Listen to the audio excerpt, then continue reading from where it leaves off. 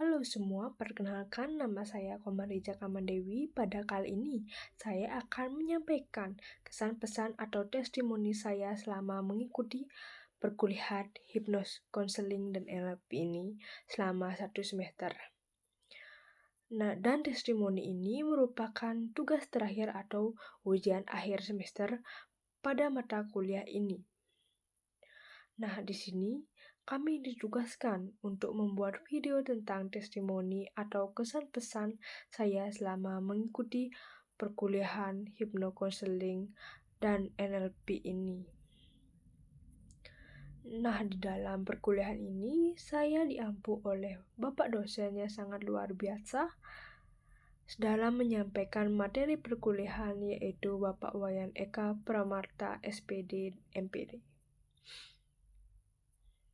Saat perkuliahan berlangsung, saya mendapatkan banyak sekali ilmu baru yang saya ketahui tentang apa itu hipnokonseling ataupun NLP. Semua materi yang disampaikan sangat menarik dan bermanfaat untuk saya. Dan juga tugas yang diberikan sangat membantu saya untuk lebih mengetahui apa itu hipnokonseling dan NLP.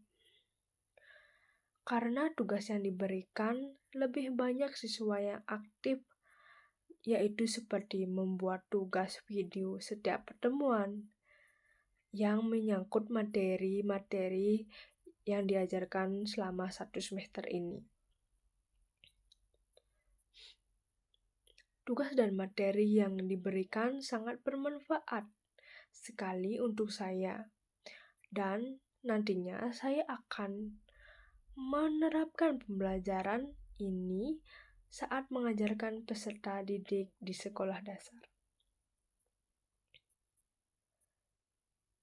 Seperti saat kita mengajar di suatu kelas, pasti saja siswa yang tidak mendengarkan penjelasan kita atau guru.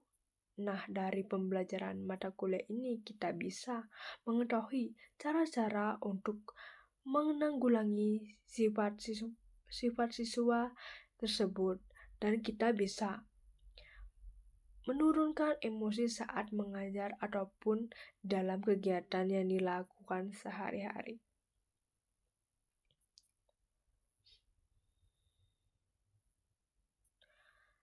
Selama mengikuti kegiatan perkuliahan ini, juga saya bisa mengetahui tahap-tahapan hipnosis yang bisa kita lakukan secara mandiri, yang berguna dalam kehidupan sehari-hari, seperti menurunkan emosi pada saat mengajar peserta didik. Juga kita bisa mengendalikan suatu keadaan setiap siswa dengan teknik yang ada di dalam hipnosis ini. Saat perkuliahan ini juga saya sebelumnya belum mengerti dan mengetahui apa itu hipnosis dan NLP ini. Setelah berjalannya waktu, saya mengikuti perkuliahan ini, saya menjadi sangat mengerti dan sangat mengetahui manfaat di dalam perkuliahan ini. Dalam kehidupan, misalnya saat kita bersosialisasi, dan juga saat kita nantinya sebagai pendidik. Mungkin bagi orang-orang yang belum mengetahui apa itu hipnosis dan NLP ini pasti beranggapan bahwa mata kuliah ini diajarkan untuk menghipnosis orang lain. Tetapi setelah berjalannya waktu, hipnosis ini bukan hanya ilmu tentang menghipnotis orang, tetapi bisa juga hipnosis ini digunakan dalam kehidupan sehari-hari, dalam kegiatan yang positif, seperti saat kita setelah belajar Materi di dalam mata kuliah ini bisa digunakan untuk meredakan emosi seseorang dengan teknik yang diajarkan di dalam suatu mata kuliah ini. Bisa juga digunakan di dalam lingkungan sekolah untuk menanggulangi keadaan siswa di kelas. Saat pembelajaran bisa juga digunakan di lingkungan masyarakat maupun sekitarnya. Saat pembelajaran dan mengikuti mata kuliah ini, juga saya menjadi mengerti ternyata hipnosis dan hipnotis itu berbeda, karena hipnosis itu ternyata kegiatannya, sedangkan hipnotis itu orang yang melakukan kegiatan hipnosis tersebut. Nah, dan juga mungkin saat ini dalam keadaan cemas, mungkin tidak bisa kita meredakan kecemasan tersebut. Nah, dalam hal ini kita bisa meredakan suatu kecemasan di dalam diri dengan melakukan hipnosis terhadap diri sendiri. Nah, hipnosis terhadap diri sendiri tersebut dinamakan self-hypnosis, di mana self-hypnosis ini bisa dilakukan oleh diri sendiri tanpa bantuan orang lain saat melakukannya. Seperti kita melakukan self-hypnosis ini di rumah dengan beberapa durasi, misalnya menit, jam, dengan kegiatan yang seperti memejamkan mata, dengan mendengarkan suatu instrumen suara seperti instrumen suara alam, hujan, dan instrumen keadaan yang memungkinkan kita untuk menjadi lebih rileks dan tenang. Dalam self-hypnosis ini juga memiliki beberapa tahapan yang harus dilakukan, seperti tahap pertama, kita melakukan persiapan atau relaksasi dengan durasi beberapa menit, tergantung kondisi kita. Setelah itu kita ke tahap yang kedua, yaitu tes critical area. Nah, pada saat ini juga dilakukan sesuai kondisi diri. Yang ketiga, kita melakukan relaksasi pendalaman. Relaksasi ini bisa dilakukan kurang lebih 3 menit. Dan tahap selanjutnya, kita melakukan pemrograman diri seperti berbicara dengan diri sendiri, melakukan afirmasi terhadap diri sendiri. Nah, terhadap apa yang sudah dilakukan atau pencapaian sampai saat ini, kita membicarakan itu dengan diri kita sendiri. Nah, tahap ini dilakukan mungkin sekitar 10 atau 15 menit, tergantung dengan imajinasi kita sendiri.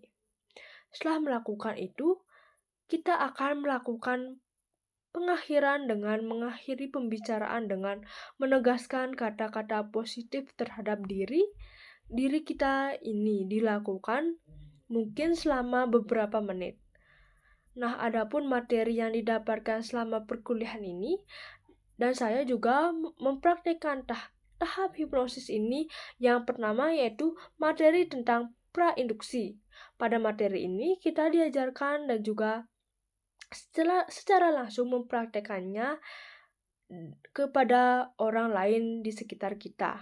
Tahap ini adalah tahap awal melakukan sebuah hipnosis kepada seseorang dengan melakukan kontak hipnosis dan uji sugestibilitas seseorang yang kita hipnosis.